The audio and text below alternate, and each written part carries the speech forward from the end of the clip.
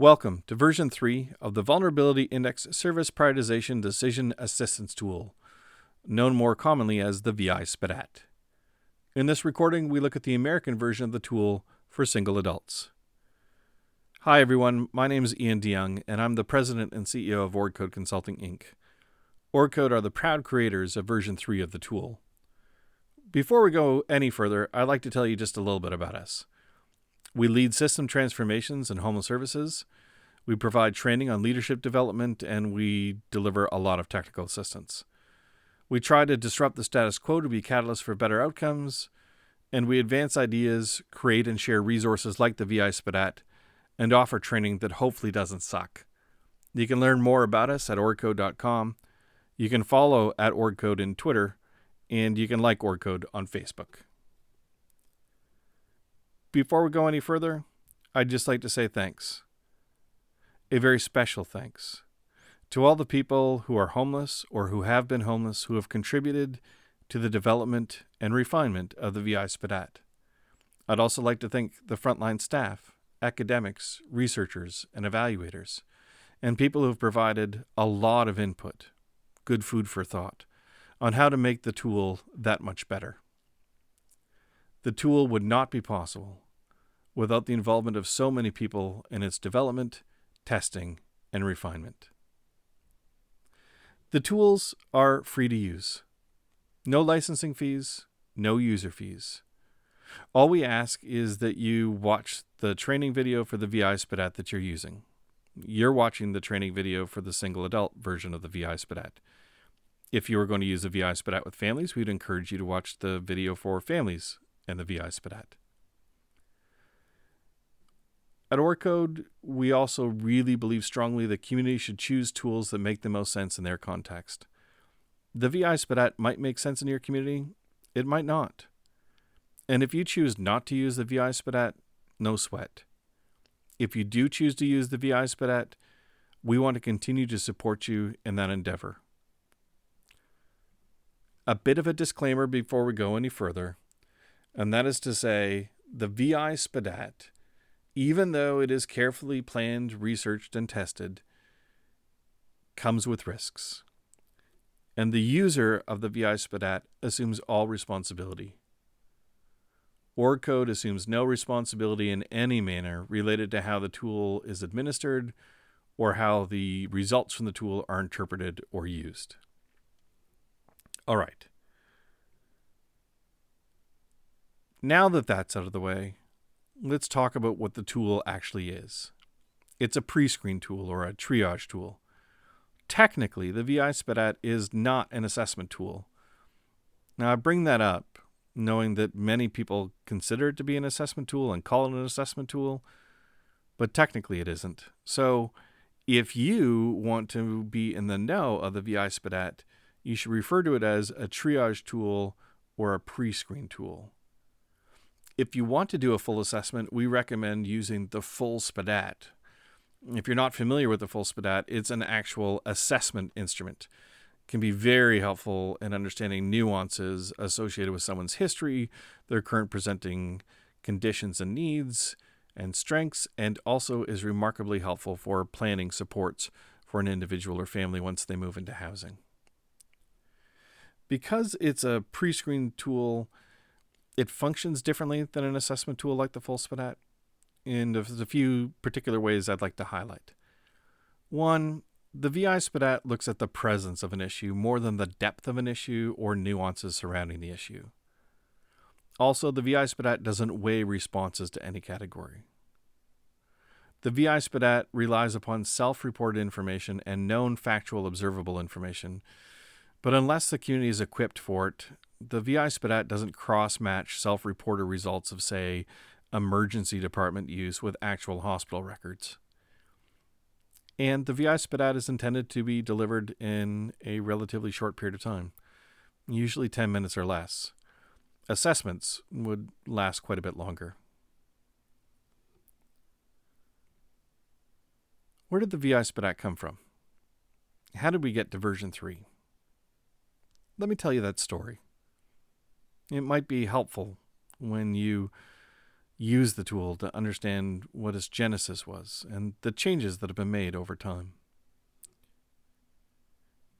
In the beginning, there was no VISPDAT. There was a VI, also known as the Vulnerability Index, and the VI was created and made popular by Common Ground prior to the advent of community solutions. There was also the SPDAT, which is that full assessment tool I was talking about a moment ago, and the SPDAT Prescreen. These tools were made possible through work and research conducted by ORCODE going back to 2009. In the summer of 2013, Community Solutions and ORCODE put their brains together to mesh the best parts of the VI with the best parts of the SPDAT Prescreen, thus creating VISPDAT V1. As a backdrop, the 100,000 Homes campaign was in full swing at the time, and the VISPDAT became the primary tool of choice in the campaign. Also as a backdrop, HUD was signaling the future of coordinated entry, which would require communities to use tools for prioritization. The confluence of these two situations resulted in many communities choosing to use the VISPDAT. Starting in the fall of 2014, we initiated a feedback cycle to get input from communities that were using the VISPDAT. And we got direct feedback from more than 60 communities across North America.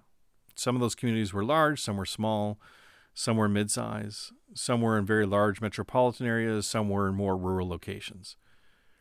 A number of these communities also sent us anonymized data from VISPDAT surveys that have been completed and, where available, also sent us information on housing disposition after engagement with the VISPDAT. By October of 2014, a draft of version 2 of the VISPDAT was being tested in a number of Canadian and American communities. Input from frontline staff and persons with lived experience was sought extensively. In the process of updating the tool, there was also contact with HUD, the U.S. Interagency Council on Homelessness, and the National Alliance to End Homelessness. ORCODE also participated in convenings about assessment tools and, in particular, consulted with a range of experts in the field. In 2014, there were concerns expressed regarding knowledge of specific health conditions and the privacy implications of that. Also, concerns raised about the accuracy of self-reporting of those health conditions, and there were some fair housing questions. All of those led to these further amendments. Other improvements were made in other parts of the tool. So, for example, with the help of experts in trauma, a new question about past experience of abuse or trauma and its impact on homelessness was added. 2015 was a big year. Version 2 of the VISPDAT was released, and the family versions of the tool were updated for mass release, and the development and release of the Next Step tool for youth, also known as the Youth VISPDAT, happens. And the Youth VISPDAT, or Next Step tool for youth, happens thanks to a partnership with the Corporation for Supportive Housing and the University of Southern California.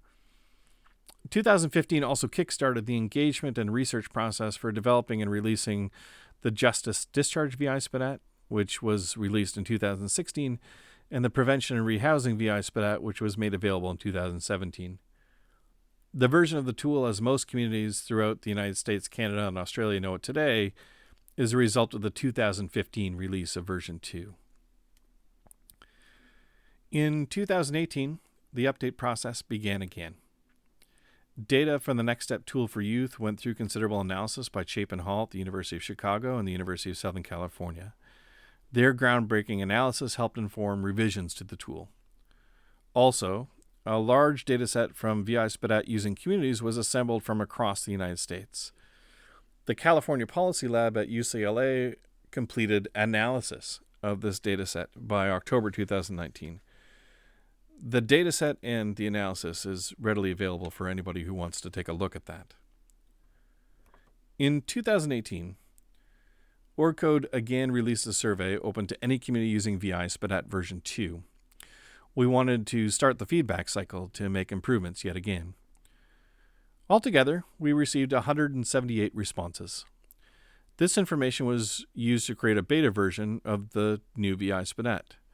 This was tested in 10 communities. and engaged 798 people experiencing homelessness.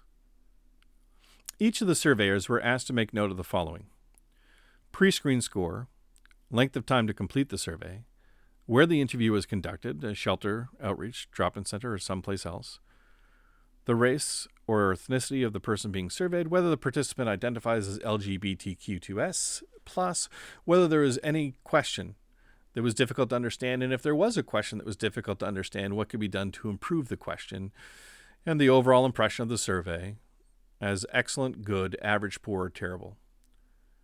We also asked the surveyors a number of questions relative to their experience in administering the test tool.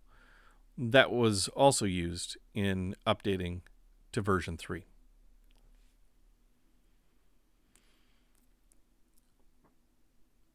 The breakdown of the race and ethnicity of those who are engaged in the beta testing process in 2018 and 2019 is as follows. 32% of people who were involved in the testing identified as African American, 25% identified as Latinx, and 24% identified as Caucasian. The rest break down as follows: 6% other unknown, 6% indigenous, 5% Asian, and 2% Pacific Islander or Native Hawaiian. Across the test sites, results further showed the following. The average time of completion was 8.5 minutes. 13% of respondents identified as LGBTQ2S+. 6 questions were identified as requiring further refinement, and altogether 53% of the respondents indicated the survey was excellent, 37% indicated it was good, 8% indicated it was average, 1% said poor, and 1% said it was terrible. In addition, focus groups happened throughout 2018 and parts of 2019 with frontline staff administering the tool, as well as people experiencing homelessness. In total, 7 focus groups were completed with 29 frontline staff, and 5 focus groups were completed with people who were experiencing homelessness, and that was comprised of 64 different people experiencing homelessness. On top of this, 17 one-on-one interviews were completed with single adults experiencing homelessness. Altogether, the demographics of people with lived experience engaged in the focus group and interview process were quite mixed. 43% of those involved in focus groups were African American, 22% were white, 14% were Latinx, 11% were indigenous, 5% were Asian, and the remainder were other, unknown, mixed, or didn't want to disclose. In terms of age, a third were aged 35 to 44, and 26% were 45 to 54. The remaining 40% were across other age ranges. Now, why is this demographic information important? 2 reasons. 1, we believe in ensuring the voice of lived experience is not only heard, but incorporated directly into the phrasing and words used in the tool. Secondly, in 2018 and 2019, there were a number of comments associated with racial equity concerns that were raised regarding the tools. And we take these quite seriously. The national data set that we looked at didn't support some of these claims, but it was clear at a local level in some communities that there were racial inequities. That was disheartening. What we needed to better understand was whether people were impacted negatively by the tool itself, the way the tool was administered, systematic racism, omissions within the tool, overemphasis in other parts of the tool, flawed policies, or a combination thereof. We also heard feedback specifically related to completion of the survey and people who are Indigenous. So we engaged Indigenous people to help us create guidance on how to administer the tool with Indigenous people. You can look at that guidance if you like. We also have been trying to better improve the tool to administer it with people who have experience of household violence. And we've developed guidance on how to better administer the tool with people who are survivors of household violence, and that was generated by DV providers. We've also had touchdown points with policymakers and government about the tools, their expectations regarding coordinated entry, and ensuring integrity of tools in a coordinated entry process. And in 2020, new versions of the tool become released. Let's get into the nuts and bolts, shall we? The VISPDAT follows the same structure as the full SPDAT, and in fact, in version 3, it does so even more closely. In the VISPDAT, there's a question like this. This pertains to something called meaningful daily activities. It's one question. It gets a yes, no, or refused response. But each question within the VISPDAT relates to a component of the full SPDAT. Here's the meaningful daily activity section in the full SPDAT. It's a 5-point Likert scale. Throughout the entire SPDAT, it's a 5-point scale for every single component. What are we really trying to discover in the VISPDAT is whether or not the person would likely to be assessed as being higher acuity if the full assessment was done. How do we know which questions to ask?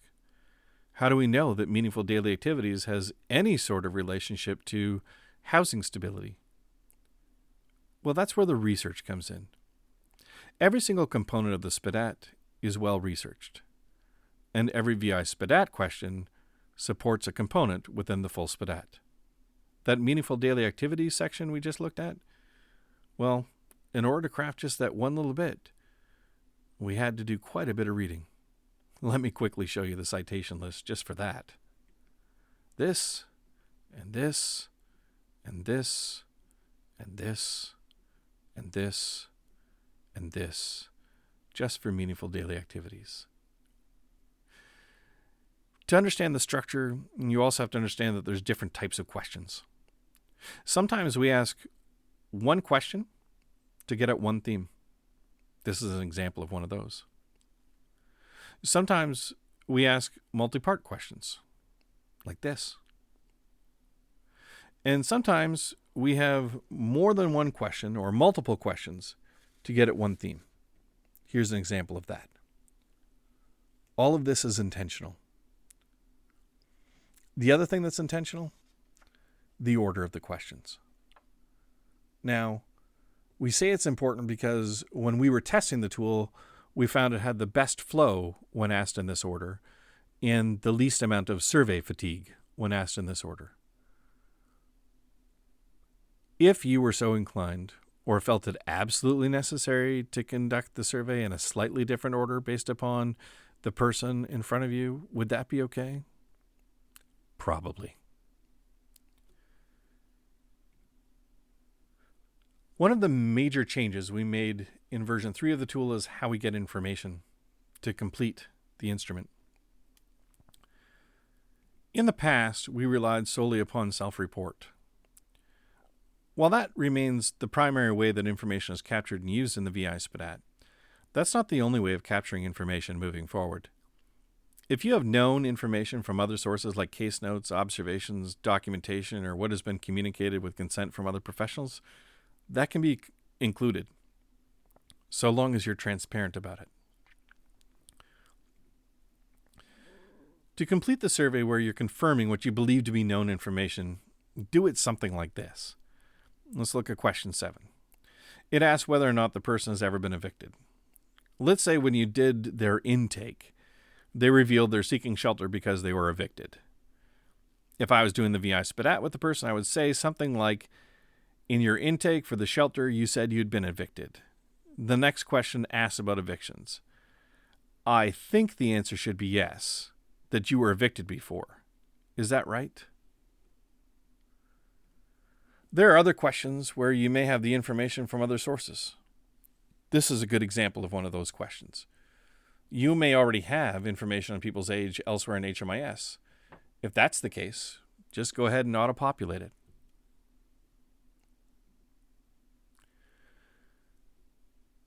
You are supposed to read the questions the way that they are written.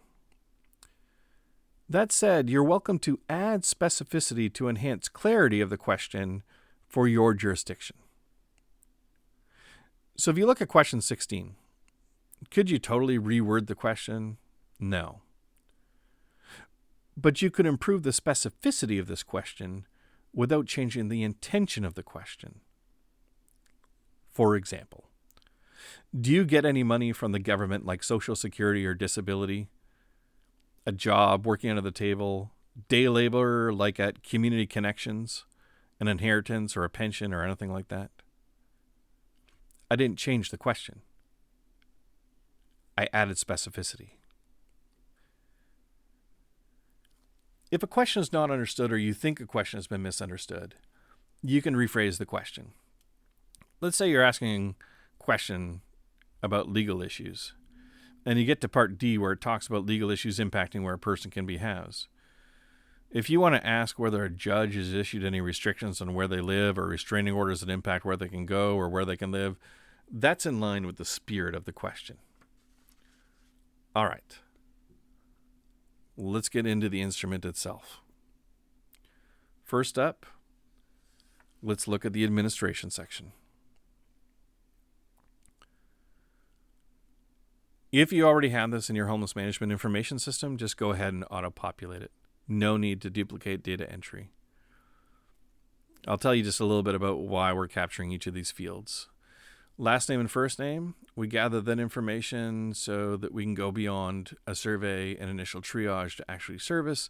And if necessary, we can marry records of paper administration to data records in HMIS.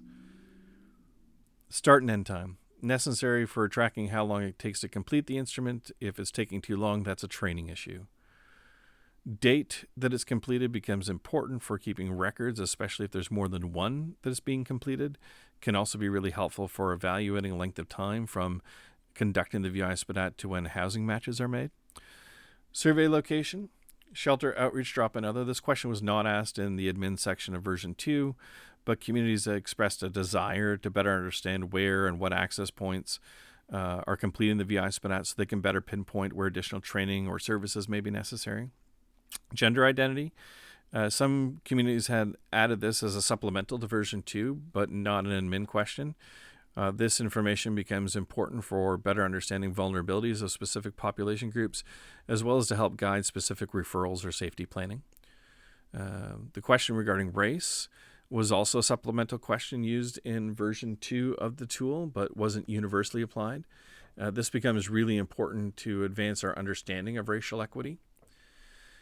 Whether or not the individual identifies LGBTQ2+. Some communities also had this as a supplemental question. This is going to be really helpful for also understanding referrals and potentially service gaps relative to the needs of the population. Pets, first thing, note it doesn't say service animals, it says pets. This wasn't part of version 2. But again, was a supplemental question a number of communities had asked. And some analysis that was done showed that there may be differences in the experience of people with pets from people without pets. Ever served in the military? This is an important supplemental question that was asked in version 2, or a really common supplemental question in version 2, and is just so helpful for navigating veteran-specific resources. And then if previous VISPDATs were done, well, let's actually record this. Now remember, VISPDAT should only be redone if there's been major changes in the participant's life. We believe every community should ideally have a script that's delivered the same regardless of who the surveyor is. These speaking points, as well as any local speaking points, would form the script. We have reason to believe from our research that the results are more reliable when the tool is introduced the same to people regardless of who, when, or where the survey is being completed. Now, whether you create a consistent opening script or not, these would be the speaking points you want to make sure are covered at the beginning of every single time the VISPDAT is administered. The purpose of doing the triage, roughly how long it's going to take, how to answer questions, how to get clarification, or what you're going to do if you think someone misunderstands a question, that they can skip or refuse a question and there's no penalty if they skip or refuse a question, where information is stored, the importance of being honest, as comfortable as they feel being. Some answers may require further verification from other sources, like meeting the definition of chronic homelessness, and if consents weren't already in place to do this, making sure the consent is in place before going any further.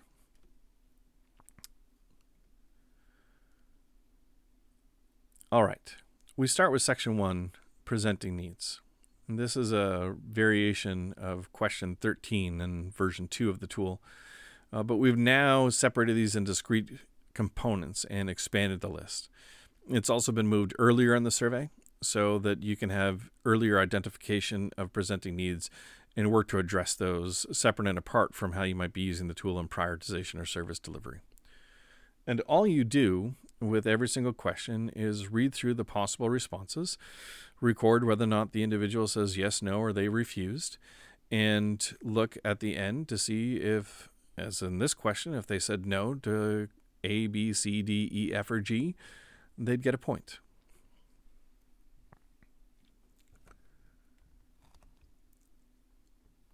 Now, we move into Section 2, Housing History and Chronic Homelessness Determination. Parts of this will look different than those of you who are familiar with version 2. Questions 2 and 3 are almost identical to version 2 of the tool. This is just getting at an understanding of length of homelessness and episodes of homelessness. Question 4 only get asked if question 3's answer was 4 or more. And that's when we say, thinking about those last 3 years and the different times you were homeless, if you add up all the months you were homeless, what's the total length of time you've experienced homelessness? And then question 5 is a new question to help communities more clearly identify people who might be chronically homeless, where further verification might be required. Do you have any diagnosed, documented disabling conditions? Now, note, it doesn't ask what the condition is, and this would also be a good opportunity for me to let you know that if you ask a question like question 5 and people start to reveal more information than what you're actually seeking, you can bring them back by reminding them that you only need a yes or no answer and you don't actually need the specifics of what the condition are.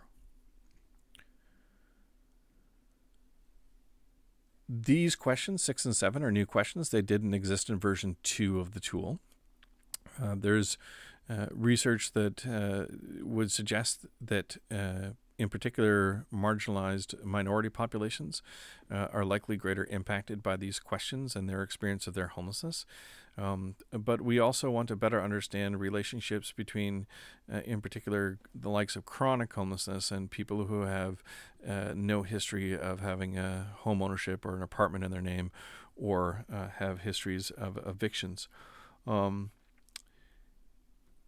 When you go through these particular questions, I'd also say that we're talking about a formal eviction process where there was at least some sort of formal official legal notice to vacate. We're not talking about voluntarily vacating. I just bring that up in case it comes up in the conversation relative to helping people understand what the question is asking. And then we move into the third section. And this third section is the last section of the VISPDAT, but contains approximately 2/3 of the questions. So question 8 has had variations in previous VISPDATs and hasn't changed much over the years. We simply want to know how many interactions they figure they have had with each of these types of services over the past 6 months. If you want to increase accuracy, you may want to tell them which month was 6 months ago or count back aloud to 6 months ago. Then add together the interactions from A through F, and if there's 4 or more interactions, score 1.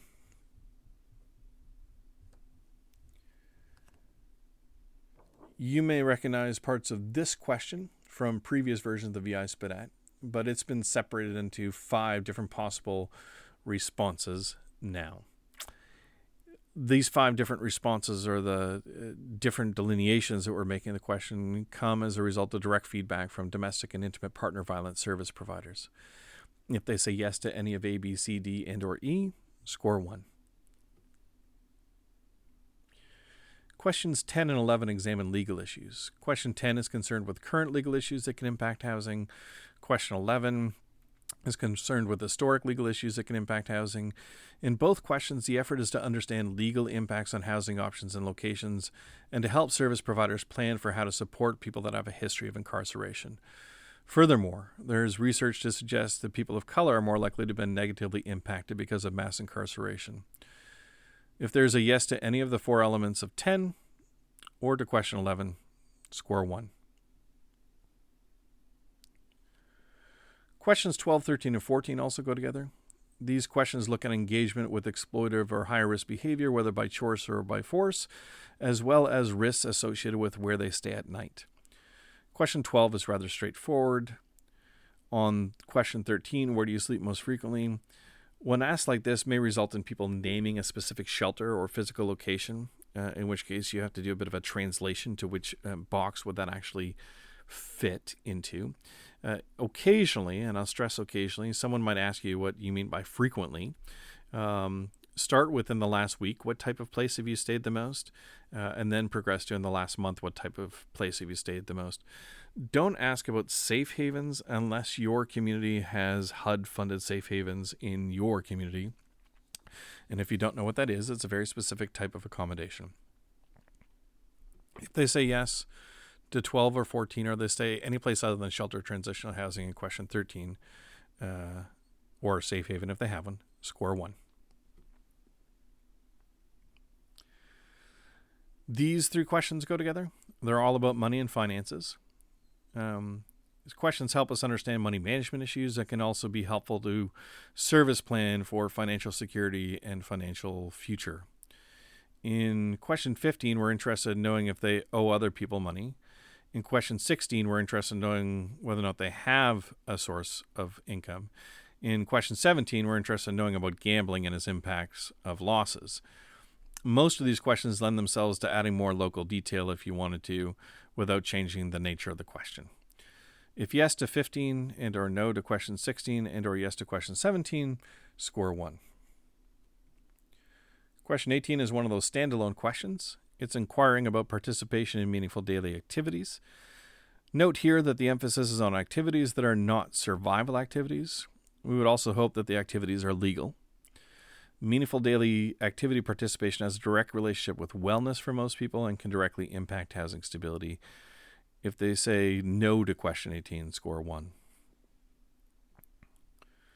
Question 19 is also a standalone question. This is a question about hoarding and or collecting behavior, but may also include people that have recently lost their housing and still have a large collection of belongings that actually interfere with their ability to get services or housing. Collecting and or hoarding behavior can have a direct impact on service access and planning housing supports. Lack of available storage space in some communities is the reason why people need to collect or are seemingly seen in a position where they have so many belongings. If they say yes to question 19 or you have known observed information that hoarding or collecting is an issue, score 1.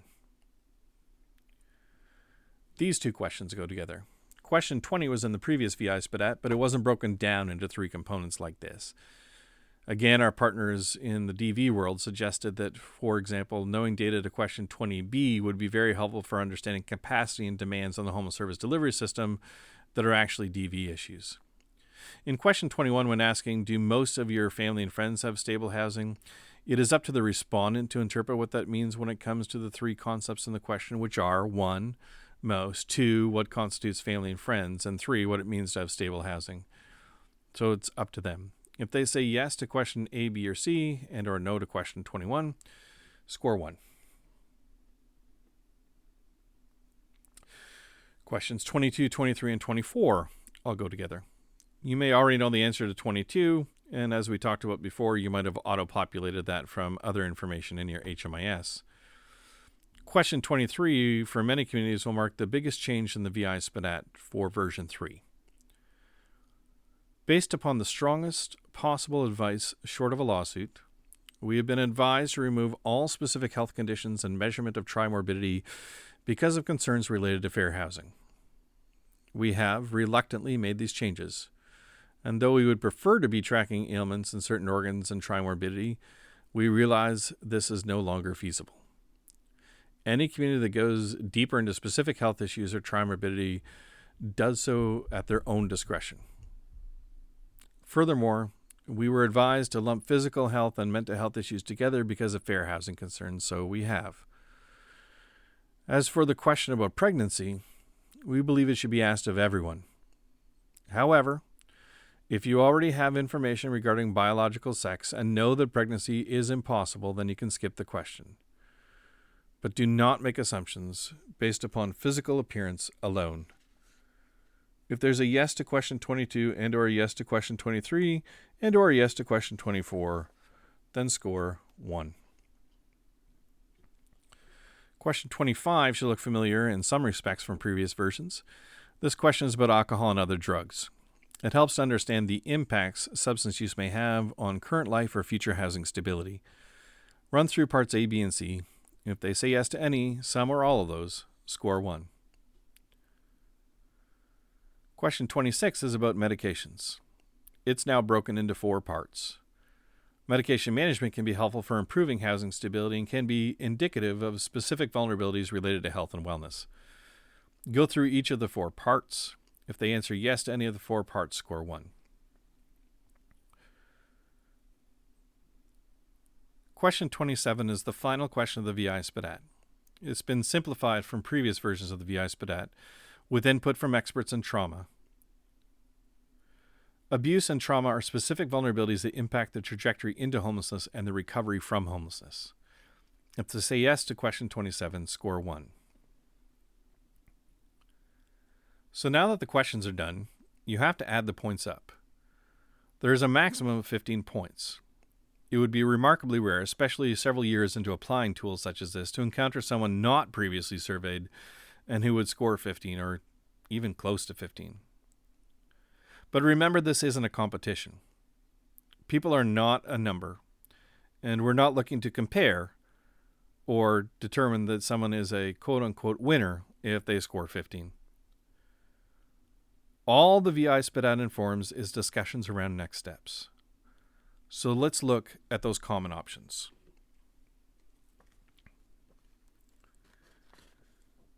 The first thing that we want to say in this area is that the scores do not guarantee or even link a person to a specific housing intervention. They indicate what a person should be assessed or considered for. When a person scores 0 to 3, they would be assessed for the least intensive services you have. A lot of those services will be mainstream services as opposed to homeless services.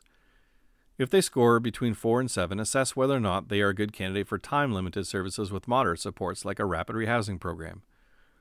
If they score 8 or above, assess whether or not they're a good candidate for your more intensive services, including those that may be permanent in nature, like permanent supportive housing. Finally, we need to know how to get a hold of someone and what the backup plan is if we're unsuccessful. We would even suggest you go beyond one backup to several backups. Let's start with the wrong way to interpret results. Do not call people a number.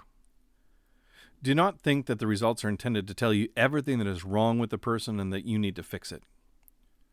Do not think it tells you what type of housing intervention a person must wait for without considering any other variables. Do not think that you know the person's entire story. So what should you do? Look at the areas that they did not score. That will tell you something about their strengths. It might tell you something about their resiliency. Explore those areas with the person you're surveying. When you can, show action based upon what you learned in the survey process. That may be you as a worker or you as an organization or a system of supports. For example, that if you learn that certain presenting basic needs are present, think about how you can help the person navigate a solution to those immediate needs. You'll begin to see a utility of the tool beyond coordinated entry if you do so. The VISPDAT should never be applied too soon, especially with people having their first experience of homelessness or a return to homelessness, but it's been a while. Let's look at how the VISPDAT should be applied in 2 common settings: street outreach and shelters. Starting with shelter, remember this: never complete the VISPDAT on your first encounter. We want to always try diversion first. When diversion doesn't work, we still want to encourage self-resolution and other types of rapid resolution. It is only when those strategies do not work that we want to get into the VISPDAT. That usually means a couple of weeks before doing the VISPDAT with first-time users and maybe 7 to 10 days for repeat shelter users that haven't been to the shelter in a while to see if they can resolve the situation on their own. One other thing to remember, check to see if they've had a VISPDAT completed prior to doing another one. and see if anything major has changed in their life since that time. Now let's walk through this flow diagram, starting with first-time shelter users. All right. Here's the person presenting for shelter. What do we want to do first? See if this is their first shelter stay or not. If it's not their first shelter stay, we'll do the repeat shelter stayer workflow. If it is their first shelter stay, do they already have a VISPDAT done from outreach or other types of services? If they do, we want to make sure there's been no major life changes since it was last done. And if there are major life changes since the last time it was done, let's do a new one. A major life change is things like they weren't sick before and now they're sick. If they don't already have a previous VISPDAT done, encourage self-resolution. Maybe waiting 2 to 3 weeks to see if they can sort things out on their own before you do the VISPDAT. If during that period of time they don't sort out their housing situation on their own, then we want to do the appropriate VISPDAT.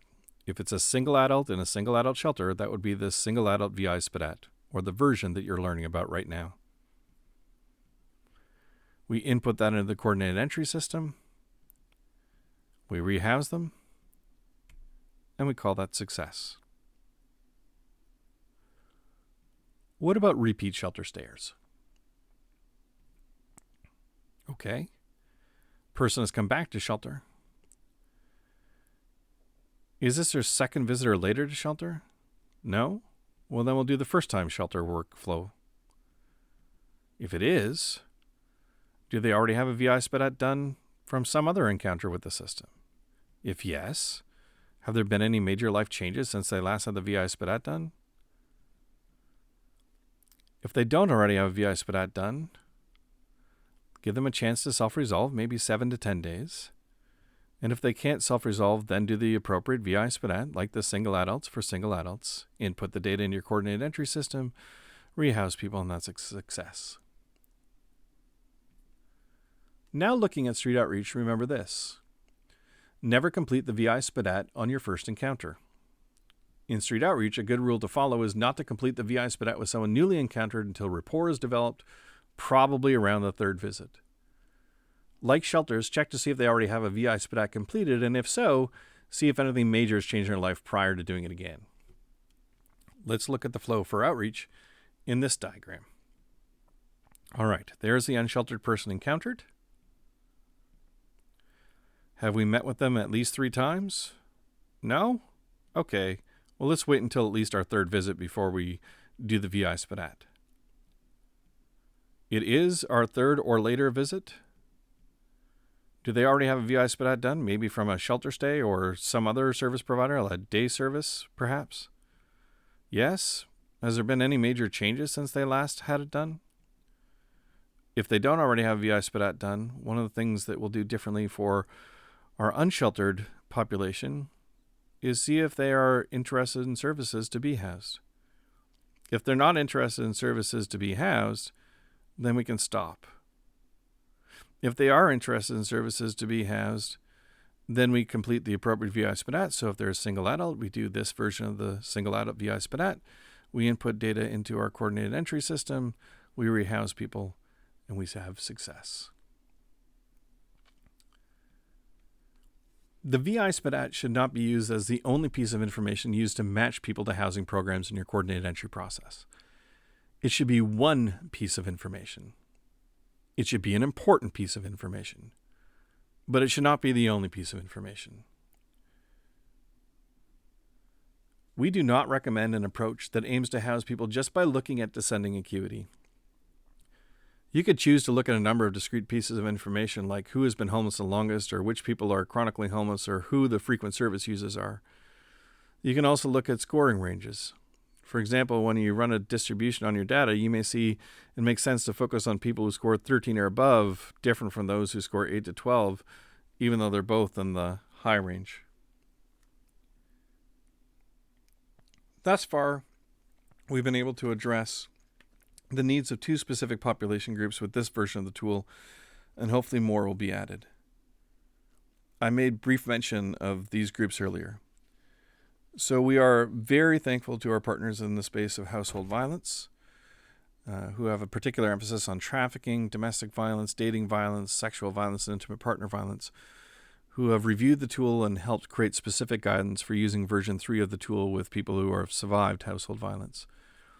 And we're also very thankful that Indigenous organizations have partnered with us to work through version 3 of the tool in a more culturally appropriate, culturally safe manner of administering, collecting data, and using information from the tool. If you're looking for these guidance documents, they can be provided to you.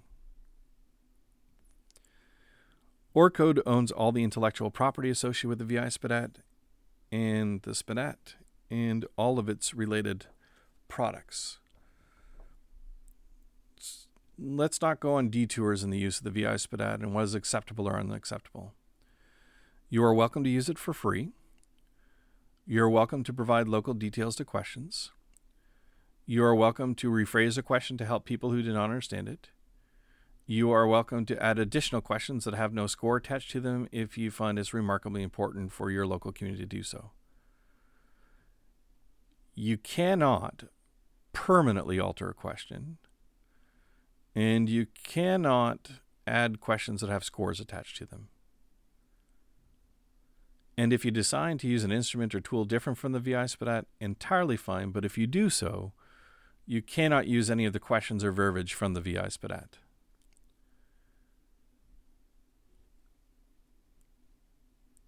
ORCODE is the most reliable source for information regarding VISPDAT. If you have questions about how to apply it or use the information you get from it, reach out to us, info@orcode.com. Respectfully, we request that you do not advise the people you've assessed to contact us with questions about the results of their particular survey. That's happened more than a few times in version 2. We're also able to provide more intensive training to your organization or community on the application of the VISPDAT, how to interpret results, how to write reports in your HMIS to extract pieces of information and use it, how to system plan and inform funding from the information, and how to use it from a strength-based perspective. You can also learn about the full SPDAT and its relationship to the VISPDAT if you want to improve case management and coordinate entry functions in your community. If you want even more background than what I've provided in this recording, that's also available. You can learn more about the history of the VISPDAT or a question-by-question guide. You can also learn about other VISPDAT and SPDAT products on our website, orcode.com. The best way to stay in touch about the VISPDAT and everything else that ORCODE is up to is our Facebook page and our Twitter feed. If you have any questions, check out the range of resources about VISPDAT and other products on our website or email us, info@orcode.com. Thanks for taking the time to watch this recording on the American version of VISPDAT version 3. We wish you all the best in your pursuit of reducing and ending homelessness in your community.